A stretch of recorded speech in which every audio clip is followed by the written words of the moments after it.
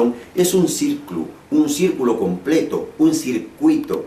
Ese circuito que podemos llamar el círculo o el ciclo económico, la actividad productiva o del negocio, es mucho más amplio que el crédito. Y entonces había necesidad de crear una organización que se interese por todos los factores. Y no solamente por eso, sino se interese por establecer conjunto de relaciones complementarias. Por ejemplo, el afecto entre las personas que hacen negocios.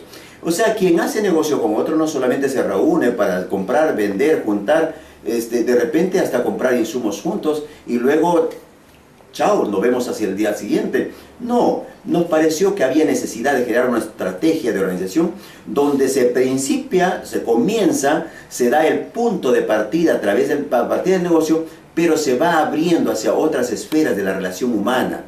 Y esto pensamos que debiera ser una organización que en perspectiva debía convertirse en el plano económico la posibilidad de una empresa y por lo tanto en su configuración debiera ser una preempresa. Pero en el plano afectivo, en el plano más íntimo, debiera ser una red de confianza y en el plano más extremo debiera convertirse en una segunda familia. El GES es el nombre que nosotros le asignamos a esta organización, que quiere decir Grupo de Emprendimiento Solidario. Alguien nos preguntó, ¿y por qué no le llamaron Grupo de Emprendedores Solidarios? El tema es que cuando uno habla de emprendedores solidarios, estamos hablando de individualidades conjuntas. Cuando estamos hablando de emprendimiento solidario, estamos hablando con un objeto.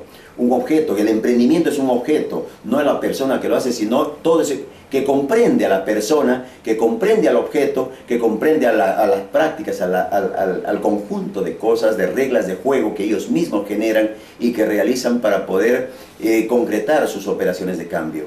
Entonces, el GES fue la unidad